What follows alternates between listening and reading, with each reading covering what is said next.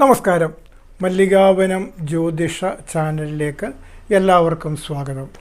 കർക്കിടക മാസം ആരംഭിച്ചു കഴിഞ്ഞിരിക്കുകയാണ്. ആദിത്യൻ കർക്കിടകം രാശിയിലേക്ക് സംക്രമിച്ചിരിക്കുന്നു. ഈ കർക്കിടക മാസത്തിന് ഒരുപാട് പ്രത്യേകതകളുണ്ട്. കാരണം ദോഷ സമയങ്ങളുടെ അത് പ്രകൃതിപരമായിട്ടും എല്ലാം ഒരു പ്രകൃതിക്ഷോഭം ഇങ്ങനെയുള്ള കാര്യങ്ങളൊക്കെ സംഭവിക്കുന്ന കാര്യമാണ് ഈ കർക്കിടക മാസം എന്ന് പറയുന്നത്. അതിലും പ്രധാനമായിട്ട് ദക്ഷിണായനം ആരംഭിച്ചു. നമ്മുടെ വർഷത്തിലെ 2 അയനങ്ങൾ ഉത്തരായനവും ദക്ഷിണായനവും. ഉത്തരായനം വളരെ പുണ്യകാലമായിട്ട് കണക്കാക്കപ്പെടുന്നു. മഹാഭാരത യുദ്ധത്തിൽ ഭീഷ്മർ അമ്പേറ്റ് വീണപ്പോഴും സ്വച്ഛന്ത മൃത്യുവായതുകൊണ്ട് ഉത്തരായനകാലം വരുവാൻ കാത്തിരുന്നു എന്നാണ് പുരാണത്തിൽ പറയുന്നത്. അപ്പോൾ ഉത്തരായന കാലത്തിൽ മരിച്ചാലും മോക്ഷം കിട്ടും എന്നാണ് വിശ്വാസം. അപ്പോൾ ദക്ഷിണായന കാലമാണ് ആരംഭിക്കുന്നത്. ഇനി മകരമാസം ആരംഭിക്കുന്നത് വരെ ദക്ഷിണായന കാലമാണ്. അതായത് പൊതുവിൽ ദോഷങ്ങൾ ഉണ്ടാകാൻ സാധ്യതയുള്ളൊരു കാലമാണ്. നമ്മുടെ പ്രകൃതിയിൽ തന്നെ അതിൻ്റെ കാരണങ്ങളുണ്ടാകും. പകൽ സമയത്തിന് ദൈർഘ്യം കുറയും. അതായത് ഉദയസമയം വളരെ താമസിച്ചും അസ്തമയം വളരെ നേരത്തെയുമാകും. രാത്രിക്ക് ദൈർഘ്യം കൂടും. ഇരുട്ട് അന്ധകാരം കൂടും. വെളിച്ചം കുറയും. ഇങ്ങനെയുള്ള കാര്യങ്ങളൊക്കെ സംഭവിക്കുന്ന സമയമാണ് ദക്ഷിണായന സമയം. ആ ദക്ഷിണായനത്തിൻ്റെ ആരംഭമാണ് കർക്കിടക മാസം 1-ാം തീയതി. അപ്പോൾ ഈ സമയത്ത് നമുക്ക് ഈശ്വരപ്രീതി കൂടുതലായിട്ട് വേണ്ട ഒരു സമയമാണ്. ഈശ്വരപ്രീതിയിൽ കൂടി ദൈവാധീനത്തിൽ കൂടി മാത്രമാണ് ഈ കലിയുഗത്തിലെ ദോഷങ്ങളെ അതിജീവിക്കുവാൻ നമുക്ക് സാധിക്കുന്നത്. നമുക്ക് പ്രധാനമായിട്ടും നമ്മുടെ ദൈവാധീനത്തിന് വേണ്ട ചില കാര്യങ്ങളുണ്ട്. അത് മറ്റധികം കാര്യങ്ങൾ ചിന്തിക്കാതെ തന്നെ ചെയ്യാവുന്ന കാര്യമാണ്.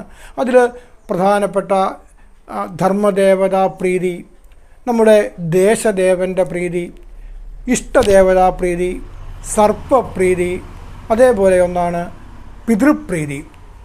പിതൃകോപം നിമിത്തം നമുക്ക് ധാരാളം നെഗറ്റീവ് കാര്യങ്ങൾ സംഭവിക്കാം. അത് നമ്മുടെ കുടുംബത്തിലുള്ളതാകാം, നമ്മുടെ വ്യക്തിപരമായിട്ടുള്ളതാകാം. അപ്പോൾ പിതൃപ്രീതി ഉണ്ടാകുവാൻ ചെയ്യേണ്ട കർമ്മങ്ങൾ ചെയ്യേണ്ട സമയമാണ് ഈ കർക്കിടക മാസം. അപ്പോൾ കർക്കിടക മാസത്തിലെ ഏറ്റവും പ്രധാനപ്പെട്ട കർമ്മം കർക്കിടക വാവിന് പിതൃതർപ്പണം ചെയ്യുക, ബലിയിടുക എന്നുള്ളതാണ്. അത് വളരെ ശ്രേഷ്ഠകരമായൊരു കാര്യമാണ്. സൂര്യനെ സാക്ഷിയാക്കി പിതൃപ്രീതികരമായ കർമ്മങ്ങൾ ചെയ്യുക എന്നുള്ളതാണ് പ്രധാനം.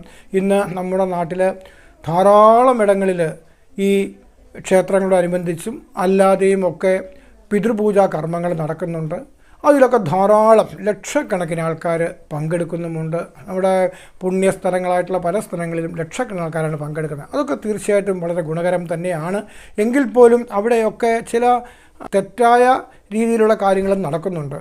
എല്ലാവർക്കും അറിയാൻ വേണ്ടി ഒരു കാര്യം, പക്ഷെ അത് ഒരിക്കലും പരിഹാരമുള്ളതല്ല. കാരണം പിതൃപൂജാ കർമ്മങ്ങൾ നടക്കേണ്ടത് ആദിത്യനെ സാക്ഷിയാക്കിയാണ്. അതായത് ആദിത്യൻ ഉദിച്ചതിന് ശേഷം മാത്രമാണ് പിതൃബലി ചെയ്യേണ്ടത്. പക്ഷേ ഇന്നത്തെ സാഹചര്യത്തിൽ പലയിടത്തും പുലരുന്നതിന് മുൻപ് 3 മണിക്കൊക്കെ, വെളുപ്പിനെ 3 മണിക്കൊക്കെ ഈ കർമ്മങ്ങൾ ആരംഭിക്കുകയും സമയമില്ലാത്തവർ നേരത്തെ ചെയ്തു പോകുന്നതുമൊക്കെ സാധാരണ സംഭവിക്കുന്ന കാര്യമാണ്. ഇതിന് പെട്ടെന്നൊരു മാറ്റം വരുത്തുക സാധ്യമല്ല.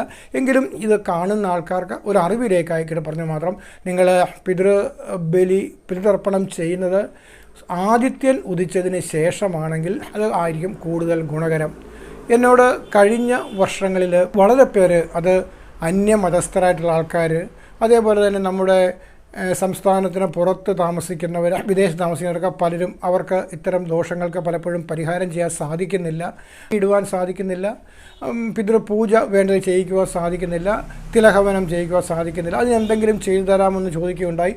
പലരോടും ഞാൻ അവരിൽ നിന്ന് ക്ഷേത്രത്തിൽ നടക്കേണ്ട വഴിപാടിൻ്റെ പണം വാങ്ങിയിട്ട് അയച്ചു തന്നിട്ട് അവർക്ക് വേണ്ടിയിട്ട് ആ പിതൃപൂജാ കർമ്മങ്ങൾ നടത്തിയിരുന്നു. ഇത്തവണയും എന്നോട് പലരും അത് ചോദിക്കുന്നുണ്ട്. അപ്പോൾ ബലിയിടുകയൊന്നും സാധ്യമല്ലാത്തത് കൊണ്ട് പിതൃപൂജ ചെയ്യുക എന്നുള്ള കാര്യത്തിൽ ക്ഷേത്രത്തിലെ പിതൃപൂജയിൽ അവരെ പങ്കെടുപ്പിക്കാനായിട്ട് അവരിൽ നിന്ന് ആ പണം സ്വീകരിച്ചിട്ട് ക്ഷേത്രത്തിൽ നടത്തുന്നുണ്ട്. അത് കൃത്യമായിട്ട് നടത്തുന്നെന്ന് ഞാൻ ഉറപ്പ് വരുത്താറുമുണ്ട്. പക്ഷേ അതിൻ്റെ പ്രസാദം എത്തിച്ചു കൊടുക്കുക അസാധ്യമാണ്. നേരിട്ട് വരുന്നവർക്ക് മാത്രമേ അതിൻ്റെ പ്രസാദം കൊടുക്കുവാൻ സാധിക്കുകയുള്ളൂ. കാരണം പാൽപ്പായസമാണ് അതിൻ്റെ പ്രധാന നിവേദ്യം. പിതൃക്കൾക്ക് ബലിയിടുക എന്ന് വെച്ചാൽ നമ്മുടെ ഒരു വർഷം പിതൃക്കളുടെ ഒരു ദിവസമായിട്ട് കണക്കാക്കുന്നു. അപ്പോൾ എല്ലാ ദിവസവും പിതൃക്കൾക്ക് നമ്മൾ അന്നം കൊടുക്കുന്നു എന്നതാണ് അതിൻ്റെ സങ്കല്പം. അപ്പോൾ ആ കർക്കിടക വാവിന് അവർക്ക് ചോറും പാൽപ്പായസവും ഒക്കെ നിവേദിക്കുകയാണ്, അവർക്ക് സമർപ്പിക്കുകയാണ്.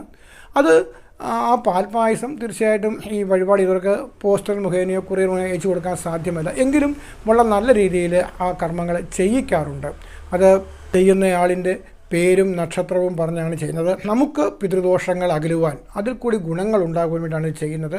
അപ്പോൾ നിങ്ങൾക്ക് ആർക്കെങ്കിലും അത്തരം കാര്യങ്ങൾ ആവശ്യമുണ്ടെങ്കിൽ എന്നെ വാട്സപ്പിലേക്ക് ബന്ധപ്പെടുക. ഒരു പിതൃപൂജയ്ക്ക് 250 രൂപയാണ് ക്ഷേത്രത്തിലെ റെസിപ്റ്റ്. അത് അടച്ച് ആ പിതൃപൂജ നടത്തുവാൻ സാധിക്കും. അപ്പോൾ അത്തരം പിതൃപൂജകൾ നിങ്ങൾക്ക് ആർക്കെങ്കിലും ചെയ്യണമെന്നുണ്ടെങ്കിൽ എന്നെ ബന്ധപ്പെട്ടാൽ മതി. സ്വന്തമായിട്ട് നമ്മൾ പിതൃപൂജ കർമ്മങ്ങൾ ചെയ്യുന്നത് വളരെ ഗുണകരമാണ്. പിതൃപ്രീതിയിൽ കൂടിയിട്ട് നമുക്ക് വളരെ നല്ല കാര്യങ്ങൾ തീർച്ചയായിട്ടും സാധിക്കും. അതേപോലെ തിലഹവനം ചെയ്യാം. ഇതൊക്കെ ഗുണപരമായ കാര്യങ്ങളാണ്. അപ്പോൾ ഈ കർക്കിടക മാസത്തിൽ ഈ പിതൃപൂജാകരമായ കർമ്മങ്ങളിൽ കൂടിയിട്ട് എല്ലാവർക്കും ഗുണങ്ങളുണ്ടാകട്ടെ എന്ന് പ്രാർത്ഥിച്ചുകൊണ്ട് ഇന്നത്തെ ഈ വീഡിയോ ഇവിടെ അവസാനിപ്പിക്കുകയാണ്. വീണ്ടും മറ്റൊരു ജ്യോതിഷ വിഷയവുമായി അടുത്ത ദിവസം വീണ്ടും കാണുന്നതുവരെ എല്ലാവർക്കും നന്ദി, നമസ്കാരം. നിങ്ങൾ ചാനൽ സബ്സ്ക്രൈബ് ചെയ്യുക, വീഡിയോ ഷെയർ ചെയ്യുക, കമൻറ്റ് ചെയ്യുക. ശ്രീവല്ലഭോ രക്ഷതു.